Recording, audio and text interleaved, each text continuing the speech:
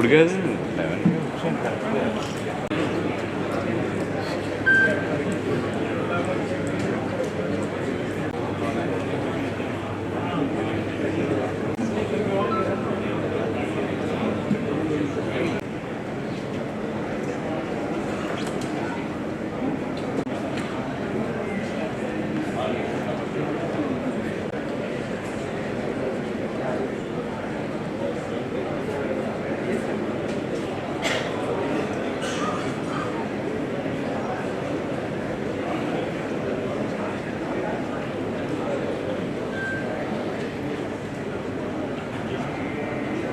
Project in Nellore district, sir.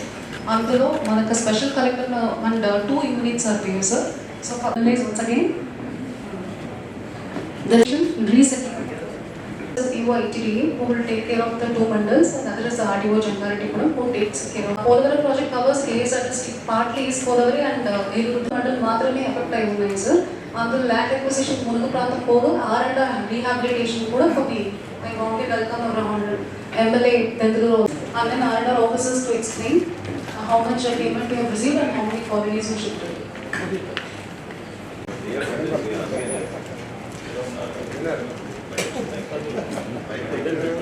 Sir.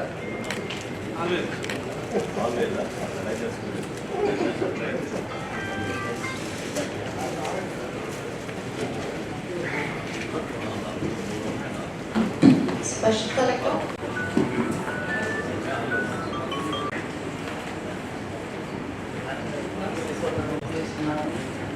Rajamundri Committee, introduce yourself and what?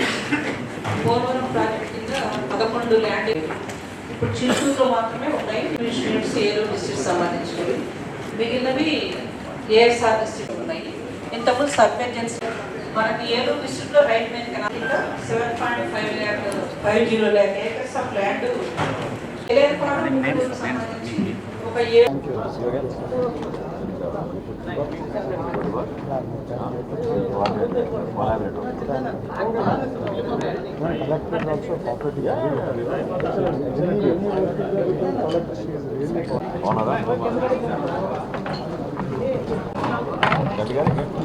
Hospital వాగ్దానం ఇచ్చింది కూడా అదే, మీరు దాన్ని ఫోకస్ చేస్తారు వాళ్ళు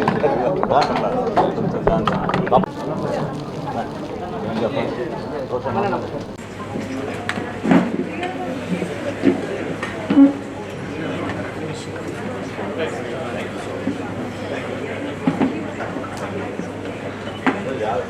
రైతులు గౌరవించండి.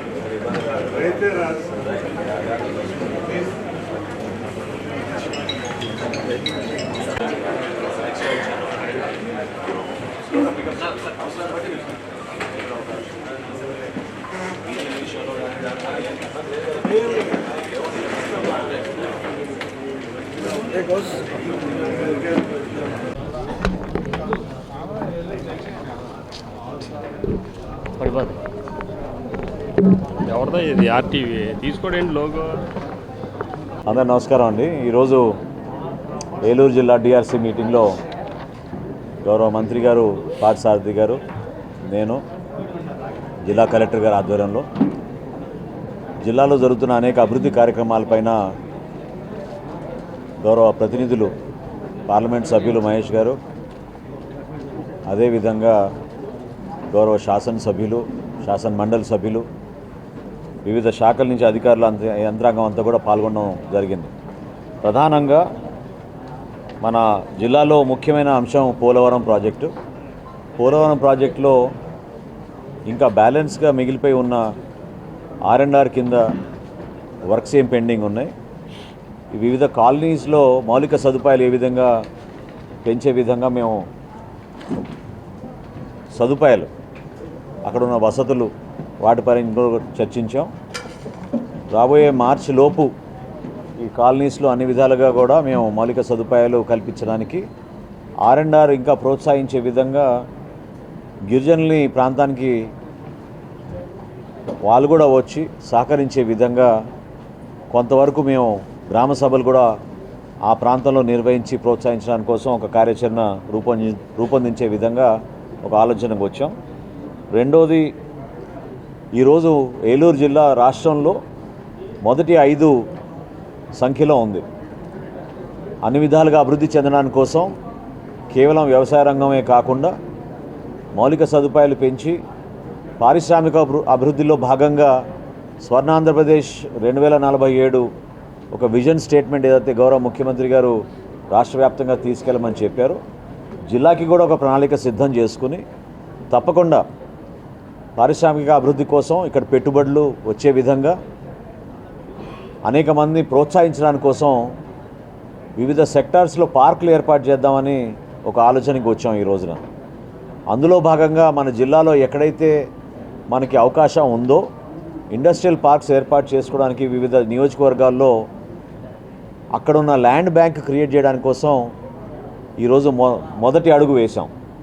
గౌరవ పార్లమెంట్ సభ్యులు కూడా ఆయన కూడా మా దృష్టికి తీసుకొచ్చారు. కొంతమంది పారిశ్రామికవేత్తలు ఇన్వెస్ట్ చేయడానికి ముందుకు వస్తున్నారు.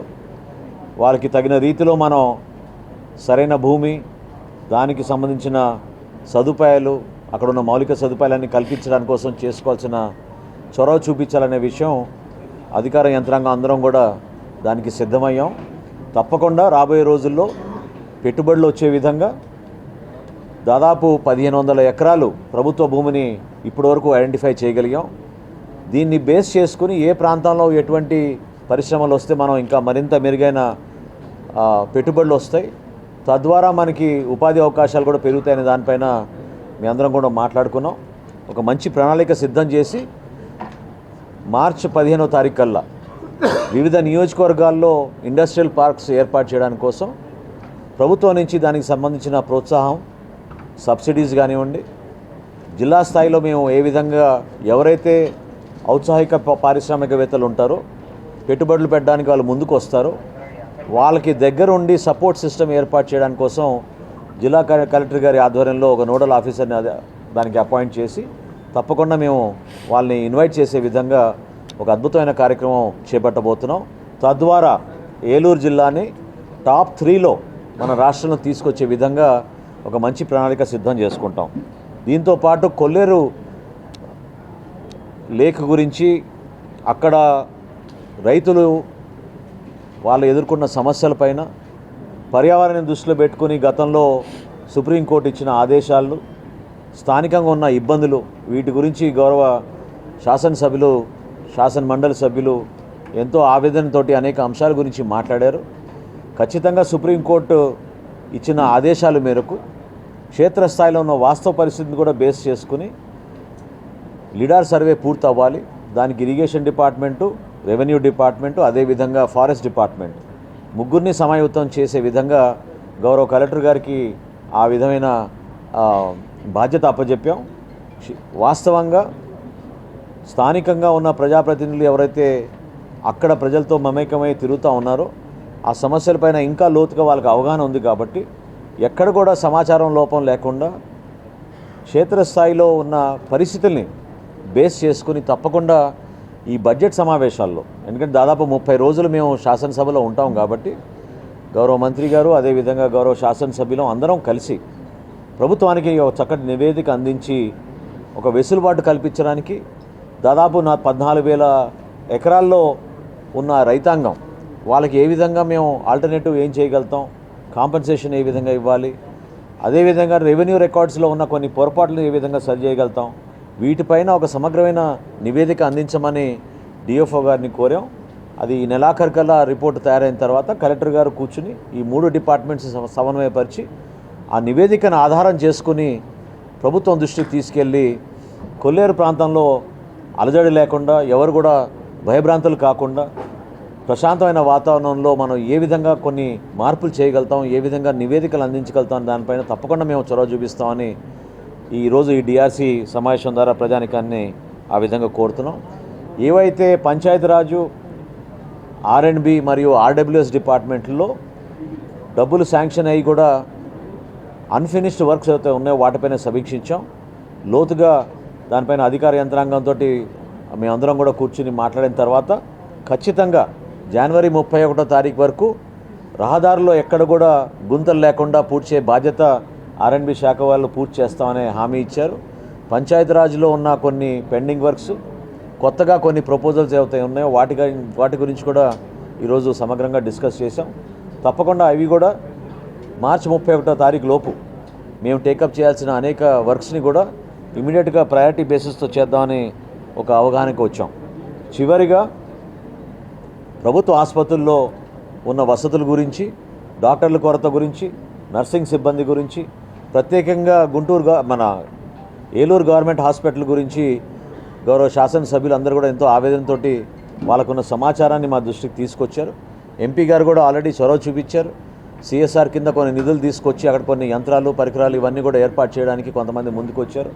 అయితే ఖచ్చితంగా దీనిపైన లోతుగా అవగాహన చేసుకోవాల్సిన అవసరం 100% ఉంది. కొంత సమన్వయ లోపం కూడా ఉంది.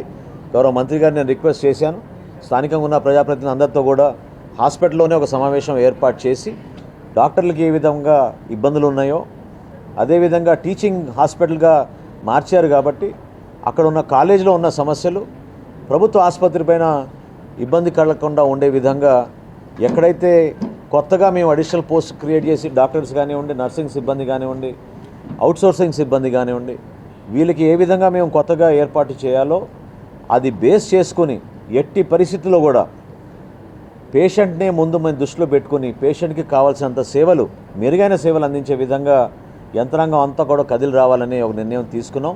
ఎందుకంటే ఎంతో ప్రతిష్టాత్మకమైన హాస్పిటల్, గతంలో ఉన్న పూర్వ వైభవాన్ని తీసుకొచ్చే విధంగా తప్పకుండా మరొకసారి గర్వపడే విధంగా ప్రజలు చక్కటి వైద్య సేవలు అందించడానికి మనం ఈ ప్రభుత్వ ఆసుపత్రిలో అన్ని విధాలుగా ఏర్పాట్లు చేద్దాం. అదేవిధంగా పిహెచ్సిలోనూ కొంతమంది దాతలు ముందుకు వచ్చారు, వాళ్ళని కూడా మేము గౌరవించుకునే విధంగా దాని గురించి సమగ్రంగా జిల్లా యంత్రాంగం అంతా కలిసికట్టుగా ముందుకు వెళ్ళి ఎక్కడ కూడా జాప్యం లేకుండా ఎవరైతే దాతలుగా ముందుకు వచ్చి వాళ్ళు నిలబడ్డారో వాళ్ళకి అవకాశం కల్పించి పీపీపీ మోడల్లో ప్రతి కార్యక్రమం చేయమని గౌరవ ముఖ్యమంత్రి గారు అనేక సందర్భాల్లో కోరారు. ఆ మోడల్లోనే ప్రభుత్వంలో చేస్తున్న కార్యక్రమాలని ఇంకా ముందుకు తీసుకెళ్లే విధంగా తప్పకుండా మేము యంత్రాంగం మొత్తం కదిలే విధంగా ఈ డిఆర్సీ సమావేశంలో తప్పకుండా ప్రజలకి ఇంకా మెరుగైన సేవలు అందించే విధంగా వివిధ శాఖలపైన మేము ఈ రోజున ఒక సమగ్రమైన లోతుగా చర్చించాం. భవిష్యత్తులో ఇంకొన్ని శాఖలు మేము టేకప్ చేస్తాం. డిఆర్సీ మీటింగ్లో అంతిమంగా జిల్లాని ఇంకా ముందుకు తీసుకెళ్లే విధంగా, అభివృద్ధి పదంలో ముందుకు నడిపే విధంగా స్వర్ణాంధ్ర 2047 విజన్ని క్షేత్రస్థాయిలో కూడా ప్రజలు గర్వపడే విధంగా ఏలూరు జిల్లాని మనం ముందుకు తీసుకెళ్తామని ఈ సందర్భంగా మీకు తెలుపు. ధాన్యం కొనుగోలు విషయంలో ఎప్పుడు లేని విధంగా చాలా అద్భుతంగా మన జిల్లాలో ధాన్యం సేకరణ జరిగింది. దాదాపు 3,30,000 మెట్రిక్ టన్నులు ఇప్పటి వరకు ధాన్యం సేకరించాం. రైతులకి 96% మంది రైతులకి 24 గంటల లోపే ఆ నగదుని వాళ్ళ ఖాతాల్లోకి జమ చేయడం జరిగింది. దాదాపు 758 కోట్ల రూపాయలు వాళ్ళ ఖాతాలో జమ అయ్యే విధంగా సంక్రాంతి పండుగ 4 సంవత్సరాల తర్వాత రైతులు మాకున్న సమాచారం మేరకు మొట్టమొదటిసారి ఎంతో సంతోషంగా జరుపుకున్నారు. దానికి అధికార యంత్రాంగాన్ని నేను మనస్ఫూర్తిగా అభినందిస్తున్నాను. అందరు కష్టపడి పనిచేశారు. రాష్ట్రంలోనే మొట్టమొదటి ధాన్యం సేకరణ మన ఏలూరు జిల్లా నుంచే ప్రారంభించాం. చాలా పర్ఫెక్ట్గా జరిగింది. భవిష్యత్తులో కూడా కొంతమంది గౌరవ సభ్యులు నా దృష్టికి తీసుకొచ్చారు. జేసీ గారు కూడా ఇప్పుడే చెప్పారు, ఆల్రెడీ హార్వెస్టింగ్ అయ్యి ధాన్యం కొనుగోలు చేయడానికి కొంతమంది రైతులు ఎదురు చూస్తున్నారని, ప్రతి ధాన్యం కొనుగోలు చేసే విధంగా ప్రతి గింజ కూడా ప్రభుత్వం నుంచి మేము కనీస మద్దతు ధరతోటి ఖచ్చితంగా కొనుగోలు చేస్తాం. ఇప్పుడు తేమ శాతం కూడా బాగా తగ్గిపోయింది, ఇబ్బంది లేదు. మిల్లర్స్ కూడా ఎవరు కూడా ఇబ్బంది పడకూడదు. 100% వాళ్ళకి భరోసా ఇచ్చే విధంగా అవసరమైతే ఇంకో 10,000 మెట్రిక్ టన్నులు మేము ఇమీడియట్గా దాన్ని కొనుగోలు చేసే విధంగా ఏర్పాట్లు చేసుకుంటాం ప్రభుత్వం నుంచి అని ఈ సందర్భంగా కొంచెం అవకాశం కల్పించండి, సమయం ఇవ్వండి. తప్పకుండా మీ అందరం కూడా దానిపైన దృష్టి సారించాం. నేను మీకు మాట ఇస్తున్నాను, quality of service will improve, patient first అనే నినాదంతో ముందుకెళ్తున్నాం. తప్పకుండా నేను మీకు చేసి చూపిస్తాం. అందులో ప్రతి ఒక్క సమస్య, ఏలూరు సమస్యలు అన్నీ కూడా మాట్లాడాము. ఎస్పెషలీ ఇండస్ట్రియల్ జోన్ గురించి, అలాగే ఇవాళ మీరు చూస్తే హాస్పిటల్, ఏలూరు హాస్పిటల్ సమస్యల గురించి, అలాగే వేరే సమస్యలు అన్నీ కూడా ఇవాళ రివ్యూ చేశారు. ఇది మంచి పాజిటివ్గా అందరికి కూడా పాజిటివ్గా వెళ్తుందని అందరికీ తెలుస్తూ ఇవాళ ఈ డిస్టిక్ రివ్యూ మీటింగ్ వల్ల ఇవాళ ఈ డిస్టిక్ రివ్యూ మీటింగ్ వల్ల చాలా వరకు అన్నీ కూడా మనకుండే సమస్యలన్నీ కూడా చాలా వరకు రివ్యూ చేశారు. అన్నీ కూడా మినిస్టర్ గారు, అలాగే ఇన్ఛార్జ్ మినిస్టర్ గారు, అలాగే ఎమ్మెల్యే గారు అందరు కూడా వచ్చి ఇక్కడ అన్ని ప్రాబ్లమ్స్ అన్నీ కూడా ఎట్లా సాల్వ్ చేయాలి, ఏం చేయాలని అధికారులకు చెప్పారు. అలాగే అధికారులు అందరూ కూడా పాజిటివ్గా అన్నీ కూడా చేస్తున్నారు. ఇవాళ రోడ్లు అయినా కానివ్వండి, అలాగే జలశక్తి మిషన్ సంబంధించిన వర్క్స్ అయినా కానివ్వండి, ఇండస్ట్రియల్ పార్క్కి సంబంధించినట్టయినా కానీ అన్నీ సంబంధించి మన డిస్టిక్ని 3వ లెవెల్లో ఎలా పెట్టాలనేది, 3rd ప్లేస్కి ఎలా పెట్టాలనేది అంతా కూడా వర్కింగ్ చేస్తున్నామని మీ అందరికీ తెలుపుతూ అందరికీ కూడా నమస్కారం.